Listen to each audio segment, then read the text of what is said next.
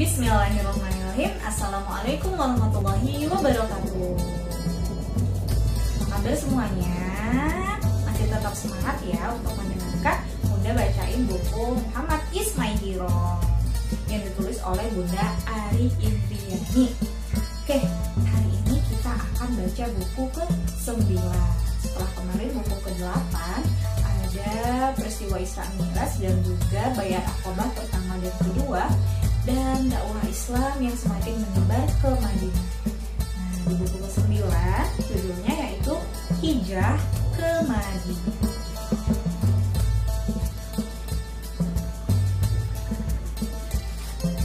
Suatu hari setelah Bayat Aqabah kedua, Rasulullah SAW berkata, "Sesungguhnya telah diperlihatkan kepadaku tempat hijrah kalian yang memiliki kebun kurma yang terletak di antara dua daratan yang subur."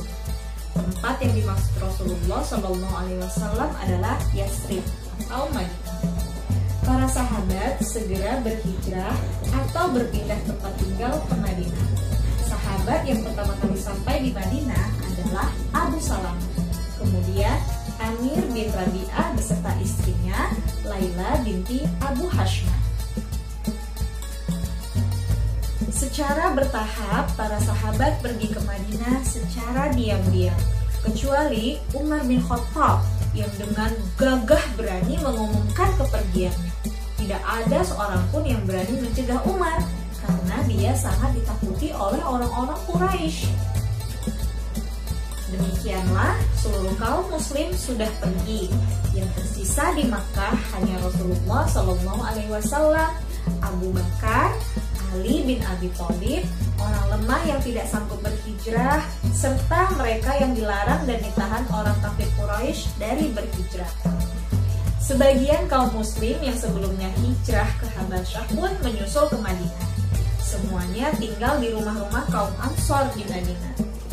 Sebanyak 33 orang laki-laki dan 8 orang perempuan yang sebelumnya hijrah ke Habasyah menyusul ke Madinah.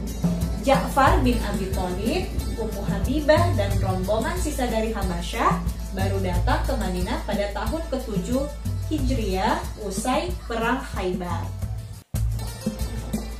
Menyadari umat Islam mendapatkan bantuan kekuatan dari Madinah, kaum kafir Quraisy melakukan pertemuan dan menyusun rencana keji di Darun Nadwah di rumah Qusay bin Kilab.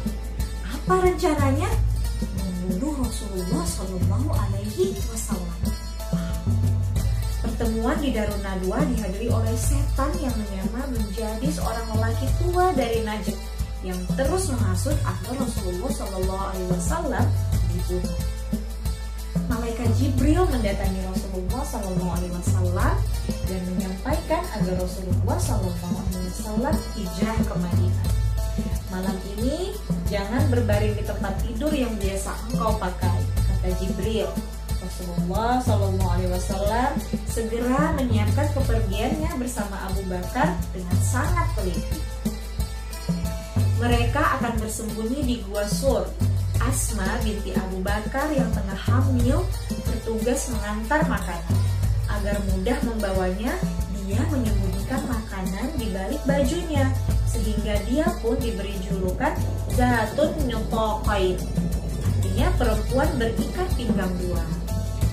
Julukan Zatun Nutaqain ini sebetulnya disebabkan saat itu Asma hanya punya satu ikat pinggang, lalu dibelah menjadi dua. Satu untuk dirinya dan satu lagi untuk mengikat makanan.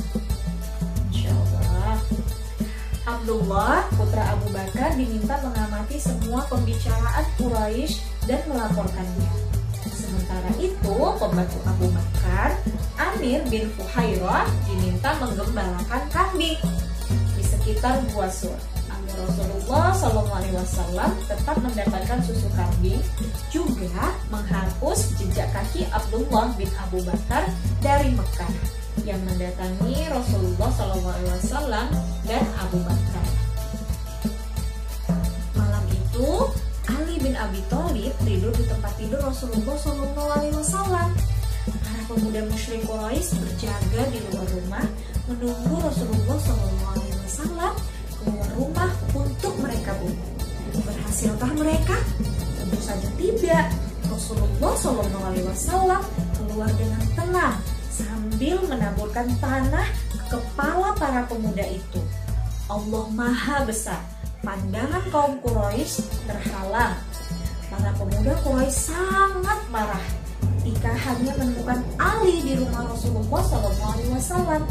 Mereka menyiksa dan menyeret Ali hingga ke Ka'bah. Ali tetap tidak mengatakan kemana perginya Rasulullah. Kamu perlu tahu, Rasulullah SAW menaburkan tanah ke kepala para pemuda Quraisy sambil membaca surat Yasin ayat 9. Dan kami jadikan di hadapan mereka sekat dinding, dan di belakang mereka juga sekat. Dan kami tutup mata mereka sehingga mereka tidak dapat melihat. Rasulullah SAW berjalan di jalan terjal dan berbatu, bahkan berjinjit untuk menyamarkan jejak.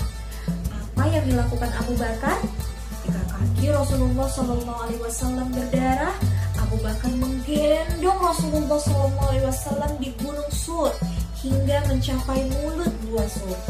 Abu Bakar lalu membersihkan gua, menutup lubang-lubang dengan menyobek kain miliknya, baru mempersilahkan Rasulullah SAW masuk.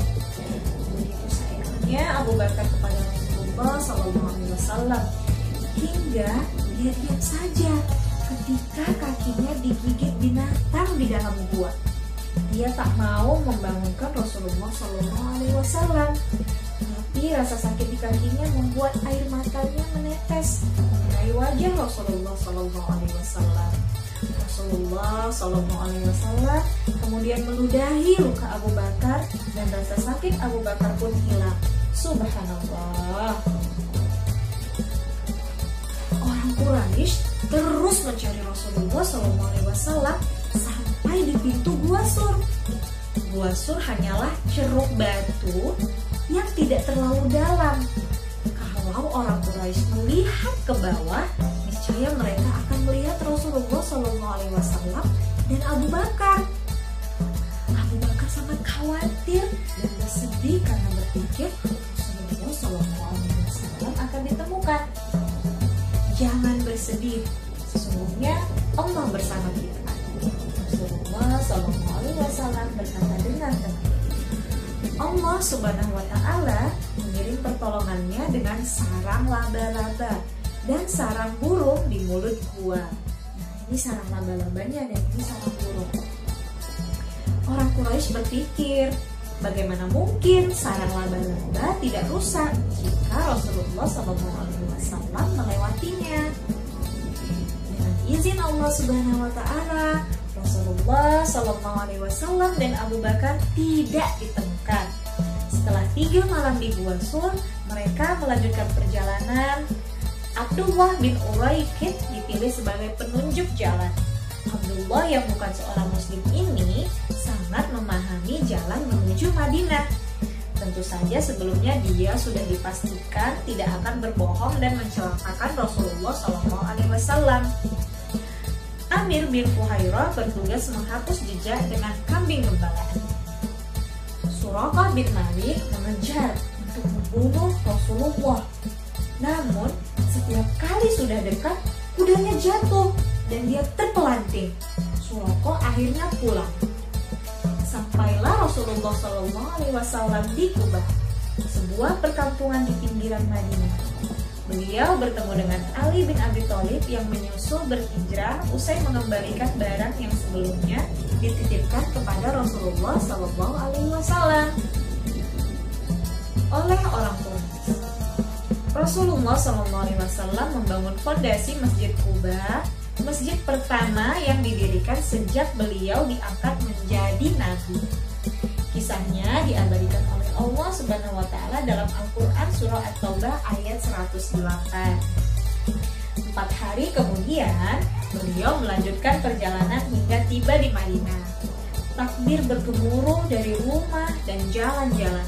Semua berbahagia dan bersuka cita dengan kedatangan Rasulullah SAW yang mulia. Nah, kamu perlu tahu, meski Rasulullah SAW dimusuhi, orang kafir Quraisy tetap menitipkan harta bendanya kepada Rasulullah SAW. Ini menunjukkan bahwa mereka sesungguhnya sangat percaya dengan kenabian Rasulullah SAW. Tapi sikap sombong menghalangi mereka untuk beriman kepada Allah Subhanahu wa Ta'ala dan Rasulnya. Insyaallah. Demikian ya kisah hijrah Rasulullah ke Madinah. Sampai ketemu besok di buku selanjutnya. Assalamualaikum warahmatullahi wabarakatuh.